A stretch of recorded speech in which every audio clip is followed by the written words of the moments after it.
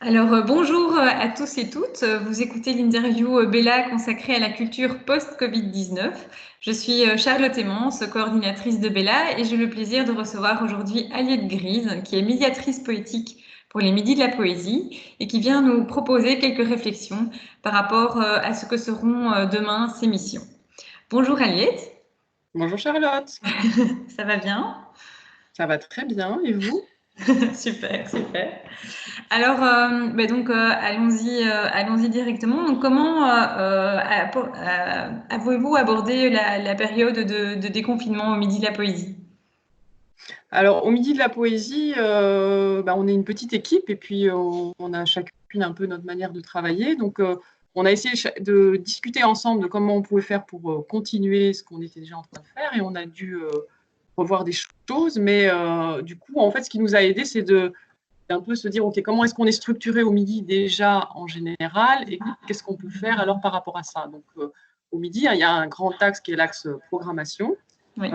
Qui ça évidemment a été complètement bouleversé. Mais bon, on continue du coup maintenant à travailler à qu'est-ce qu'on va pouvoir faire par la suite, envisager d'autres types de rencontres avec les auteurs. Parce que bon, après c'est possible, parce que nous on n'est pas un organisme de promotion directement des livres des auteurs, on est plus, on réfléchit à ce que c'est que la poésie. C'est ça. Donc par exemple, une des pistes par rapport à la programmation, si on ne peut pas faire de rencontres réelles ou que les visioconférences commencent à fatiguer tout le monde, on pourrait donner des bourses d'écriture aux auteurs et les inviter à travailler sur une question poétique. Donc ça, c'est la programmation. Après, donc, on a cette maison d'édition, les Midis de la Poésie édition, qui permettrait justement d'être en complément, alors que d'habitude, c'est un outil, mais il n'y a pas forcément un grand lien. Après ça, on avait déjà de la médiation et c'est quelque chose qu'on essaye de développer depuis quelques années, d'être en lien avec des publics, de démocratiser la poésie, d'avoir des projets avec des associations, avec des scolaires. Donc d'habitude, c'est vraiment en présentiel et là, on est en train de réfléchir, on a mis en place des choses pour le faire à distance. Donc, en gros, nous, ce qui se passe, c'est que d'habitude, les publics viennent à nous et là, on essaye d'aller vers les publics. Ça change un petit peu les choses, mais ce n'est pas impossible une fois qu'on a décidé de le faire. Et donc, la dernière chose qui était un lien qu'on avait déjà et qui, avec le confinement, s'est pas mal développé sur une petite rencontre quotidienne, c'est le contenu sur Internet. Donc, on publie chaque jour une citation de poésie. Et finalement, c'est un petit travail, mais sur la durée, c'est une rencontre avec les gens. On a beaucoup de réactions à ça. Et alors, on a décidé d'écrire une newsletter de poésie de confinement, voilà, qui, elle aussi, nous donne du courage, en fait, parce qu'on a beaucoup de retours. Les gens la lisent, la partagent. Voilà, du coup, au sein des Midis, on a l'impression de se soutenir et d'essayer d'avancer, quoi. C'est ça. Et donc, avec justement toutes ces adaptations liées au confinement, est-ce que vous pouvez déjà vous tirer des enseignements de cette crise? Alors, ce qu'il y a, c'est que pour nous, en fait, on était déjà en train de travailler à démocratiser la poésie, à réfléchir à des questions de précarité, de solidarité, de comment est-ce qu'on peut créer du lien par la poésie.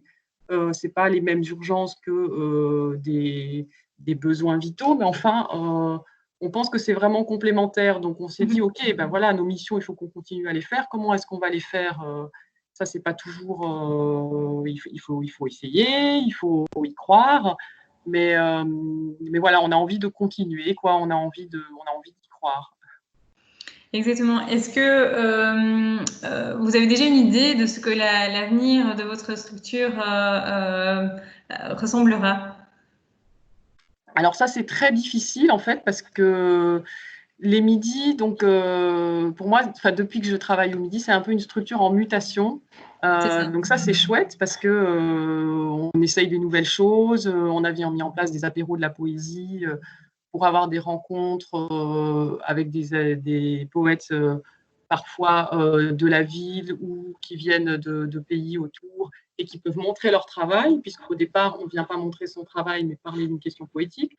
On a des goûters de la poésie pour les enfants et les publics associatifs maintenant. Donc, on imagine toujours faire ça, peut-être réinventer en fonction des possibilités de se voir ou pas. Et puis, on a les midis classiques où un orateur, un poète, un artiste, un auteur viennent parler de questions de poésie. Donc, on aimerait bien garder ça et construire avec ça. Après, quel sera l'avenir? C'est difficile de le dire, quoi. Et plus particulièrement, à propos de vos missions de médiation, à quoi ressemble alors un atelier poétique aujourd'hui? Alors, du jour au lendemain, tous les ateliers, moi j'avais beaucoup d'ateliers à donner en mars-avril, et tout a été annulé. Du coup, après la première période de sidération, on se dit, OK, qu'est-ce qu'on peut faire? Donc, il nous reste le téléphone, il nous reste, on peut écrire, on peut envoyer des choses. Et du coup, moi, j'ai développé des projets de poésie téléphonée pour le moment en test. Donc, l'idée, c'est de faire ce que beaucoup ont fait, c'est-à-dire téléphoner à des gens et leur lire des poèmes, mais aussi d'en écrire. Parce qu'un atelier d'écriture, pour moi, ça, depuis le départ au midi, ça a été de faire de l'écriture collective.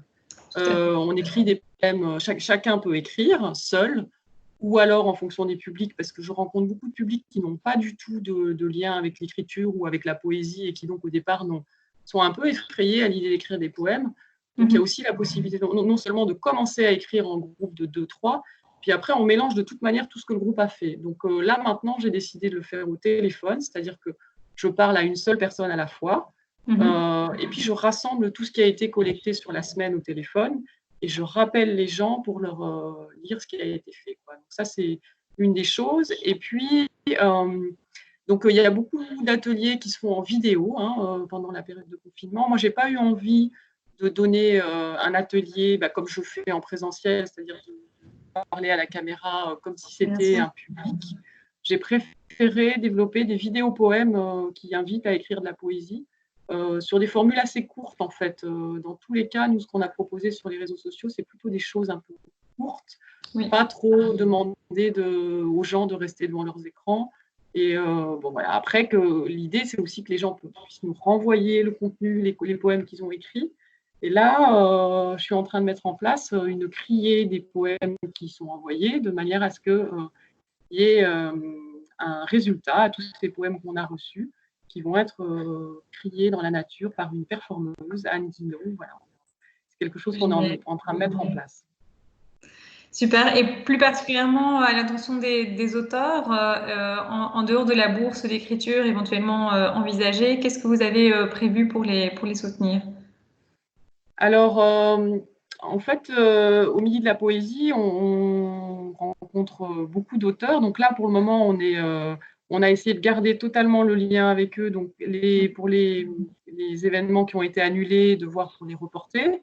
Oui. Ou voilà, enfin vraiment, on essaye de voir un peu leurs besoins, de garder une porte ouverte et d'inventer ensemble, quoi. Qu'est-ce qui est possible? Certains auteurs vont être à l'aise avec la vidéo et dire ah oui, pourquoi pas. Par exemple, on a un des goûters de la poésie qui était prévu à la Bellone a été donné par vidéo, lui, et ça a super bien marché autour de l'ours au kintsugi de Victor de Changy et Marine Schneider. Donc là, c'est assez chouette. On a reçu plein d'ours dessinés. Voilà, on essaye en fonction des propositions qui étaient déjà faites, de voir ce qu'on peut convertir la chose ou pas. Est-ce qu'il faut attendre, être dans ces choses-là, quoi. Ok, dans l'accompagnement et dans l'interaction avec les projets des auteurs. Ouais. Un tout grand merci. Je vous souhaite une très bonne continuation et voilà. Merci d'avoir répondu à mes questions. Grand merci. Au revoir Charlotte, merci beaucoup.